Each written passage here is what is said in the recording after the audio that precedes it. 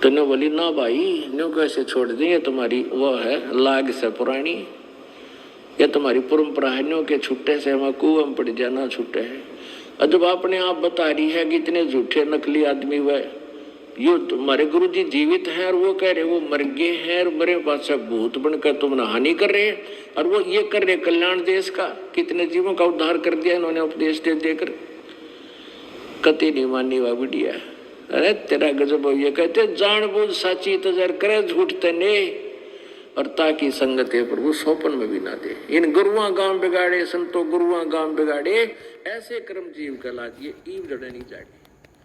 ये इसे रंग दिया उल्टे रंग में, इबिन से उल्टी साधना छुड़वाए तो भी ना छूटती। प्रत्यक्ष देख रहे हैं कि वो सारी झूठ थी, वो बकवास करते थे कि वो अर्धवारी सिद्ध है, हानि करता है, और ये वो परमात्मा की प्यारी आत्मा दुनिया का कल्याण किया करती थी। तो यहाँ परमात्मा कहते हैं कि जय सतगुरु की संगत करते तेरे सकल कर्म कट जाई, और अमरपुरी में यानी सतलोक में तुम्हें स्थान मिलता जहां कोई दुख नहीं।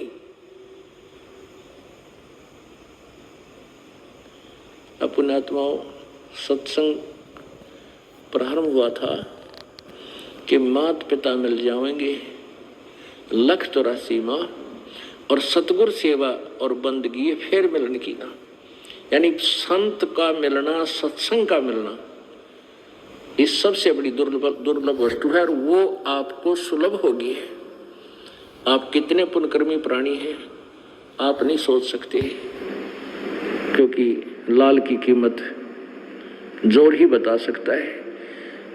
और आपका बड़ा सौभाग्य है कि आपको परमात्मा का रास्ता मिल गया।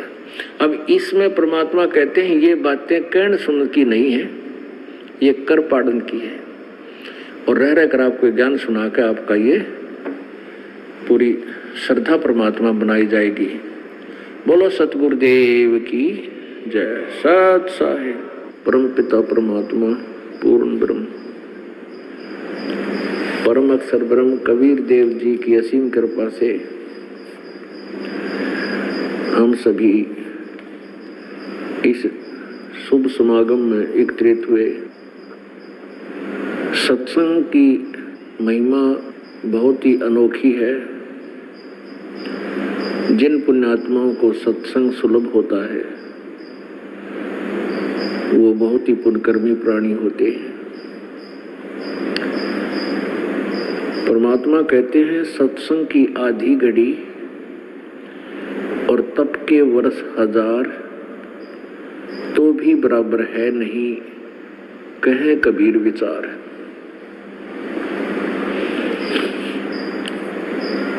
जैसे तप करते हैं, 1000 वर्ष तप किया, इतने वर्ष उसको राज्य प्राप्त हो जाता है। राज्य पाकर के फिर वो प्राणी अत्यधिक पाप करता है, अभिमान से भर जाता है, वो भूल जाता है तो एक जीव भी है। अहंकार बहुत हो जाता है, जिस कारण से वो पाप इकट्ठे करके फिर नरक में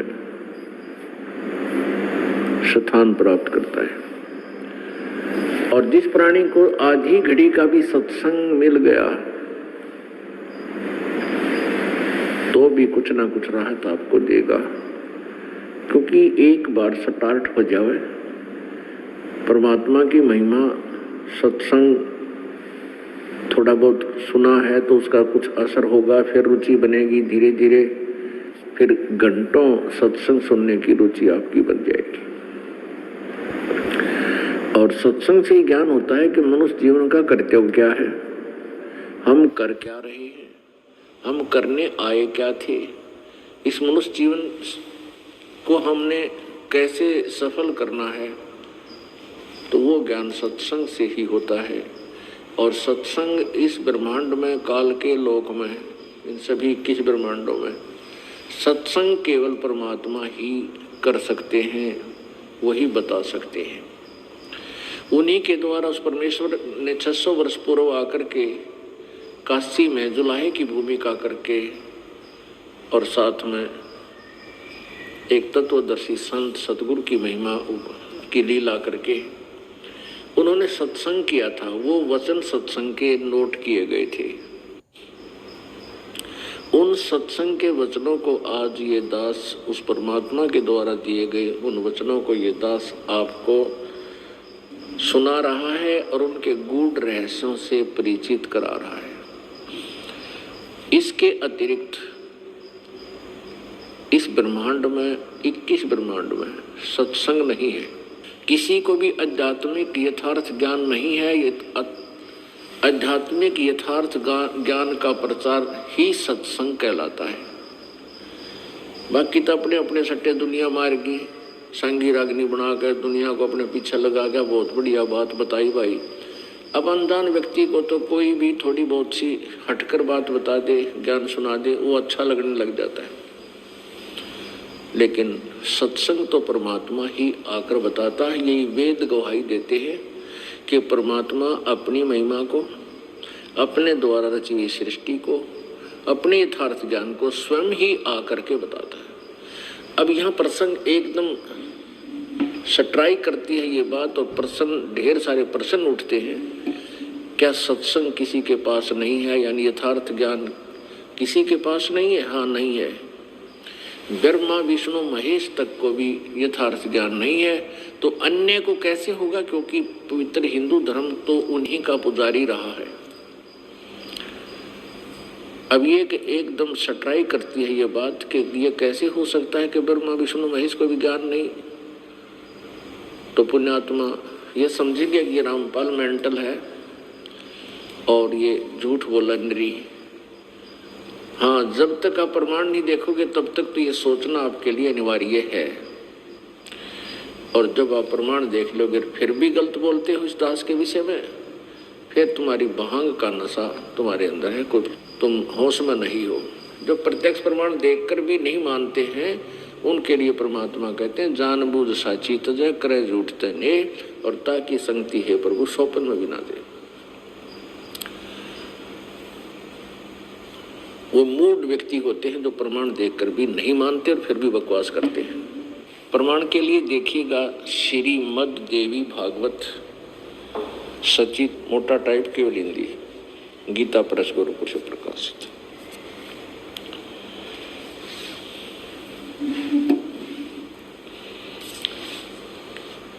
श्रीमद् देवी भागवत गीता प्रेस गोरखपुर से प्रकाशित है।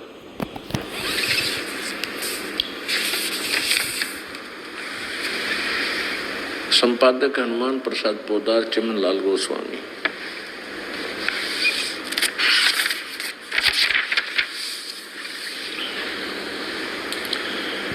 प्रकाशक मुद्रक है गीता प्रेस गोरखपुर, गोविंद भवन कार्यालय, कोलकाता का संस्थान। इसके 28 पृष्ठ पे 28 पृष्ठ पर देखिए।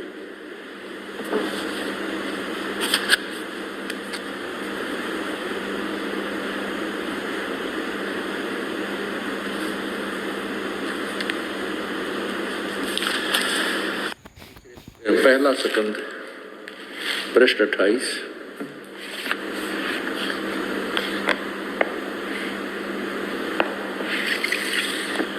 और ये प्रथम सकंद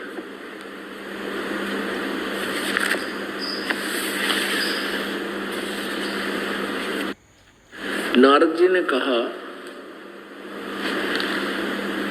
महाभाग व्यास जी, तुम इस विषय में जो पूछ रहे हो ठीक यही प्रश्न मेरे पिता जी ने भगवान श्री हरि से किया था।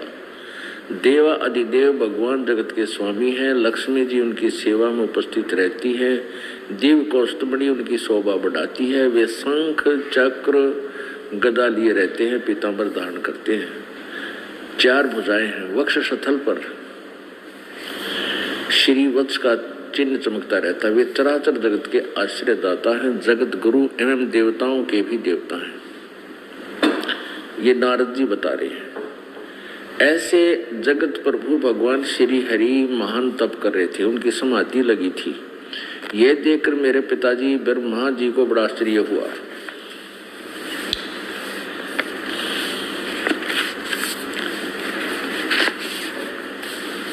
अतः उन्होंने उनसे यानी श्री विष्णु जी से जानने की इच्छा प्रकट की। ब्रह्मा जी ने पूछा, प्रभु आप देवताओं के अध्यक्ष, जगत के स्वामी और भूत भविष्य एवं वर्तमान सभी जीवों के एकमात्र शासक हैं। भगवान फिर आप क्यों तपस्या कर रहे हैं और किस देवता की आराधना में ध्यान मग्न है? मुझे असीम आश्चर्य तो यह हो रहा है कि आप देवेश्वर एवं सारे संसार के शासक होते हुए भी समाधि लगाए बैठे।